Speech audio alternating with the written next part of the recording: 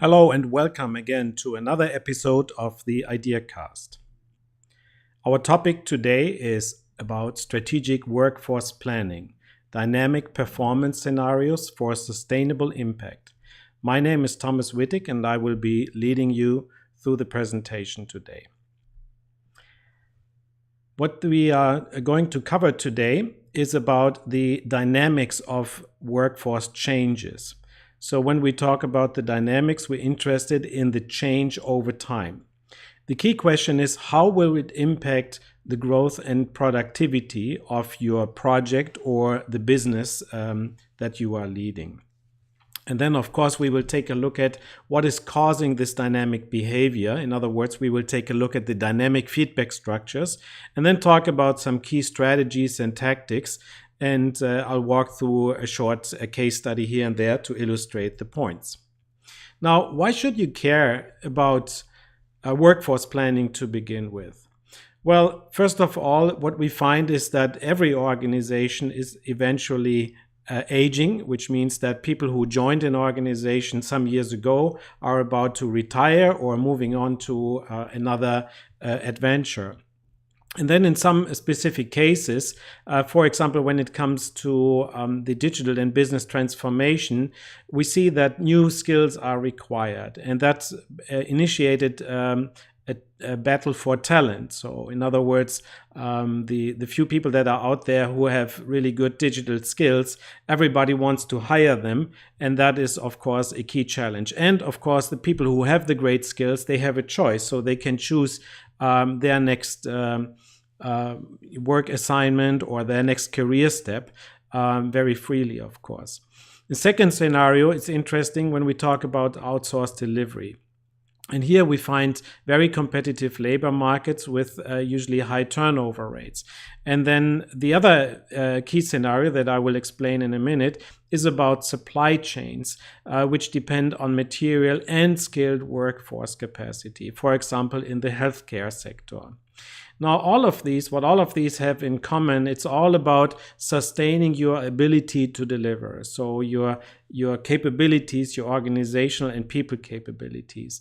Because at the end of the day, you have, let's say, a stakeholder constituency, and you want to provide a superior performance, and you want to be able to deliver results. So in other words, keep the organization and the operations productive and high performing and delivering a great service level and growing eventually the business or the project that you are leading.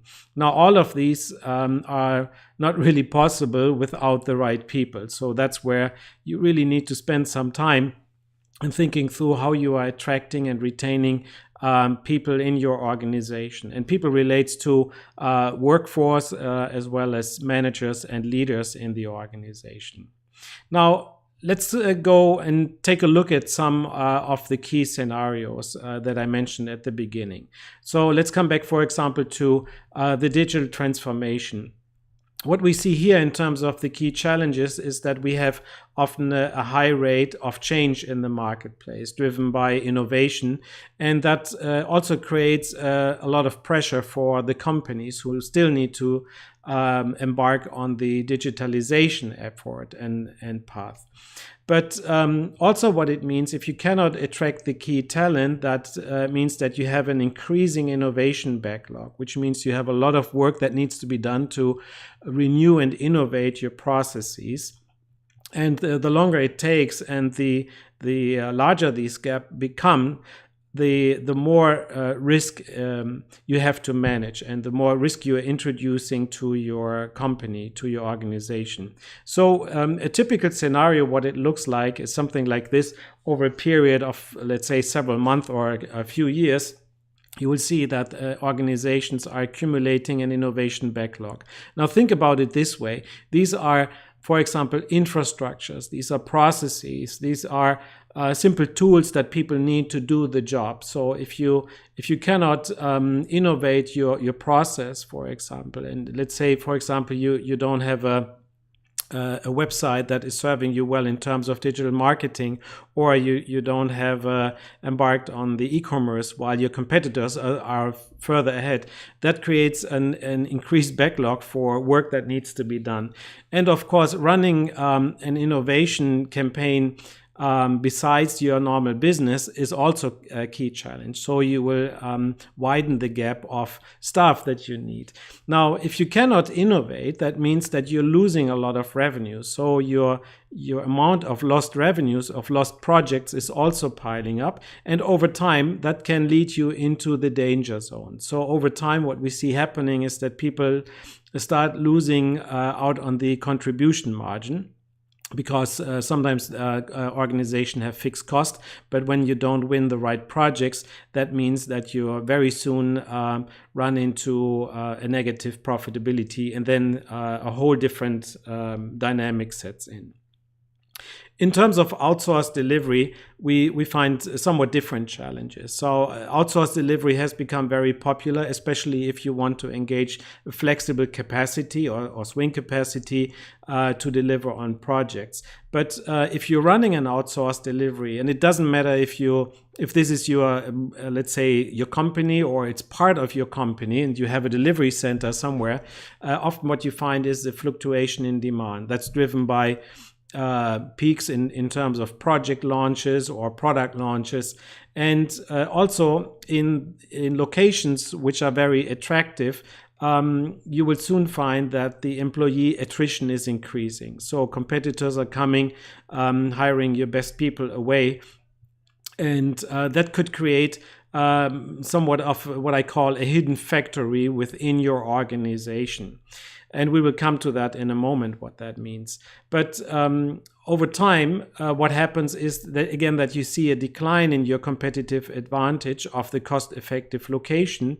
And at the same time, you see an increase in expectations of your technical skills and your interpersonal skills. In other words, your clients, onshore or offshore, expect higher level of performance. And what you often see is that while a delivery volume in organizations is increasing, which means you're attracting more and more projects, the composition of the workforce is changing. So some organizations are forced to hire more and more junior people because the senior experts become very difficult to attract, and they become also very expensive. So it's somewhat cost prohibitive if you want to run a profitable business. And that, of course, has an impact on the hiring, because if you constantly have to bring in new people and hire new people, you have to build up staff, you have to build up campaigns in order to attract people. But also what it means is that your profitability could go down. Why?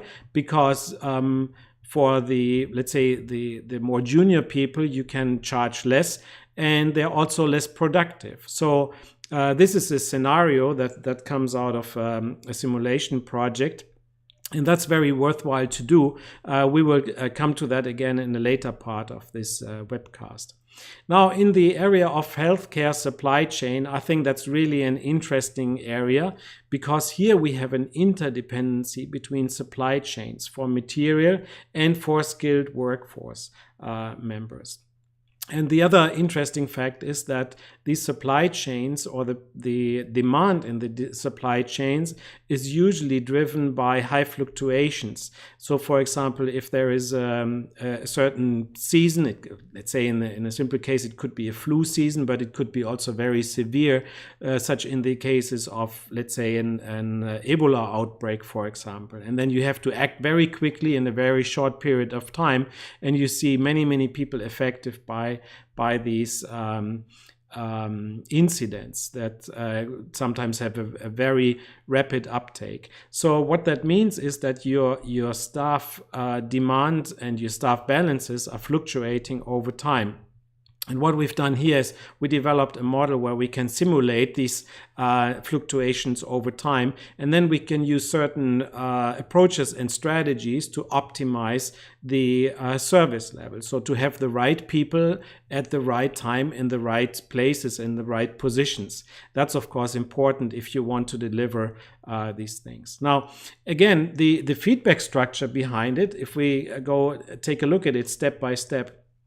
First of all, there is demand, and the demand is driven by, in the case of the healthcare supply chain, by the population and the health incidence, for example. So you have a certain number of people, they're exposed to, let's say, diseases, and there could be also some other factors, for example, government spending or other factors, even war scenarios, etc., that could drive the need for more healthcare supply.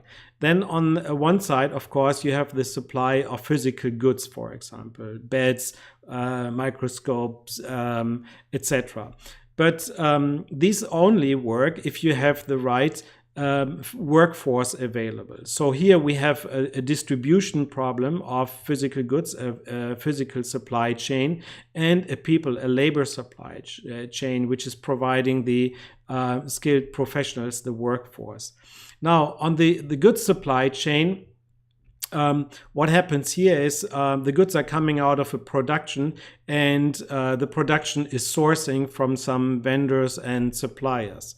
On the other side, the people workforce, basically you have to train people over time. So you cannot just order these from a catalog. And in some markets, you have a scarcity of skilled labor. So you have to invest in some education and training.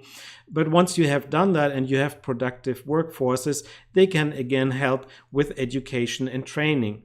But still, you need to recruit people, and they are usually coming from an open labor market in your domestic country or abroad. And that's yet another feedback loop, as you can see here. So the more people, the more professionals you have, the more they can also help to reach out, and sometimes by pure word of mouth, you have a stronger feedback loop. So people are coming seeking for work and for education and training in your industry, in your organization. But what is also important is to get the signals from all of these steps in your supply chain, because we need them for resource allocation, both for the distribution and the allocation of people to the right areas and the right focus areas, but also in terms of production of physical goods and in terms of education and training. So we will need the forecasting, for example, in order to know how many people we need by which amount of time. And also that means that we need to start investing in sourcing and recruiting, for example. Now, the dynamic behavior types that we typically see in supply chains can be very different. They can be simple gaps and imbalances. They could be oscillating patterns where you see a constant up and down. Sometimes you have too much resources. Sometimes you have too little resources. It could be driven by a sudden disruptive change or a gradual change or erosion of capability. For example, when a whole industry becomes less and less attractive, when people are moving away, migrating, for example, to other industries, to other geographies, etc. And we can see also accelerating change, when you have an accelerating growth and decline. And all of these together we find typically in pretty much every supply chain across different organizations. Now, what is important to understand is that these dynamic changes can be a matter of survival or success or failure in your organization. So we really need to spend a moment to take a look at why these dynamics actually occur and what are the origins. That means, in other words, we will have to take a look at the feedback structure. And the question here in this case is, what is the composition of an organization and what are the cohorts and the dynamics? So let's step through this very briefly, step by step. We can do more in the related briefing center, of course. First of all, if you're hiring experts, that means you have an inflow of experts into your pool of experts. So this box here, consider this similar to a bathtub where you have an inflow and an outflow. So through hiring, experts are coming in, and a fraction of these experts will eventually leave the organization. So the amount of people in the organization is determined by these flows. That's very simple, but we often forget that. So what that means, if we do a simulation, and I use this from a simulation that I'm using in advising organization on strategic workforce planning. When you do some simulations, for example, this is an equilibrium. That means that you have the same amount of people coming in the organization, then you're losing it on the other side.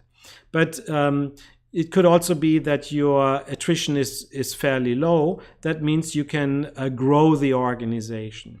But if your attrition is high, then the bathtub is draining, and it pretty much looks something like this. Now, this is an idealized case because here we talk about a simulation which illustrates the point. But we can also work with real data from organization to calibrate these models and see where the organization is headed. Now, we also have to keep in mind that experts are not only coming to the organization through hiring, but they're embedded in, let's say, some kind of a flow here. So we might have beginners, and after some, and they're in training, and after some time, they become experts. And the experts become senior experts or managers, for example, so after some maturing time. Now, this is especially important in the healthcare industry, because here you may have some junior people that you cannot assign to every patient, so they cannot perform everything. So you need to make sure that you have enough people here over time that are becoming experts, because otherwise you will not be able to deliver the services. Now, what that means over time is we have two more flows which can determine a whole different behavior here. So this is from a sample simulation, and you can see how these changes are already coming about. So this is a scenario where you have a fixed number of people coming in, and through training they become experts, and then they mature over time. And here in this scenario, you can see already that you have an increasing amount of beginners in the organization, while your level of experts is stabilizing at some point in time. So if your idea was to grow the organization, then pretty much at month 20, this organization is stabilizing, because you are losing experts, and eventually the people will also retire after some time. Now, to make the model more complete, and really now we're coming more to an end-to-end consideration of an entire organization, we have to, of course, consider that we also can hire beginners, and we can hire senior experts, for example. But also these groups of people, these cohorts, can also choose to leave the organization, or we can reduce them, for example, if we don't have that demand. And that brings us to the final piece here, because we have choices in terms of our hiring decisions. So if we have a certain number of staff that we want to increase and bring into the organization, we can decide which fraction we want to hire in terms of beginners, experts, and seniors. Now, I'm just taking this as an example. In your particular organization, you might have different categories, different cohorts. So they could be junior engineers, software architects, and managers, for example. Or it could be nurses, doctors, and hospital managers, for example. And the flows between these buckets could be very different. But this generalized model serves most of the cases fairly well, because most organizations have this kind of basic structure where they have beginners and more senior experts. And the question is always, where are we headed? How are things developing over time? And here again, with this more complete model, you can see different dynamics, because your baseline scenario, and this is a strategic performance scenario where you have a certain number of experts and you want to, let's say, maintain that or grow it. But for example, if your time to hire is increasing, then eventually there will be a peak of experts, and then it's going to decline also after some period of time. And if you have an increasing churn or attrition of your experts, you might actually see a decline in your ability to deliver. Now, these are all different scenarios, and they can be driven by very different combinations of the parameters, or in other words, the decisions that you are making in terms of hiring. But what it also means is that this change in composition has an impact on the average productivity, because as you are losing more and more experts, which have usually a higher productivity, your average productivity is going down, because proportionally you might have more junior people in the organization. So if you can't fire experts, you need to bring in and train people, and that means that your productivity is going to change over time. Now, in conclusion, first of all, what are the critical success factors when we talk about workforce planning? First of all, we need to think about possible performance scenarios. So it's a good idea to map out these performance scenarios, not only in a static way, but also to illustrate and to discuss how change happens over time. So how many people will we have by which point in time, and what are possible or likely futures, and how do we prepare for it? That requires a certain form of demand forecasting. In other words, what is needed, when and where? What do we believe? What's our shared belief? How many people we will need, and what is it driven by? Then supply forecasting. Where are the people coming from? When are they ready? And where are they ready? So if you have a geographic component and you need to have people in a certain component, but you trained, in a certain geography A, let's say, but you train people in geography B, that's usually not very helpful. So you need to decide how to map that over time. Then, of course, process performance and organizational agility are very important, and resource fluidity. So that means that the ability to shift resources when and where they are needed. And that, again, is a key almost philosophical question, but a management decision. Are you training more for general skills, or are you driving more for specialization in your workforce? And of course, the hiring and staffing policies. So here we're talking about the delays in terms of information, decision making, resource allocation, and staffing. Now, if it takes a long time to fill the positions, then in an oscillating business, that could introduce a lot of problems. And of course, education and training and employee retention. So what are you doing to keep the employees? Now, here are some tools and services that you can use for these topics. First of all, I always recommend to do a demographic checkup to basically understand what is the current composition of the workforce, and all things considered and everything that we know, where are we headed with our workforce? And then based off that, one can do strategic performance scenario planning. So thinking about alternative roadmaps that secure the organization in terms of the ability to deliver. And we can do this with dynamic simulation and risk analysis. But to wrap it up, in conclusion, workforce planning and development is a very dynamic process, which means that there are changes over time which are driven by the feedback structure, the given feedback structure in your organization, in your marketplace. And it's important to understand these structures and their dynamic behavior, because only then can we make informed decisions and well-educated decisions about where the demand is heading and what we need to do in terms of strategic workforce planning. So in other words, what are the right levers that we need to pull? What are the right groups of people that we need to hire with the right skill set? And in order to do that, I usually advise to develop and adjust the strategic performance scenarios also as you move forward, because when you move forward, you have new information coming in.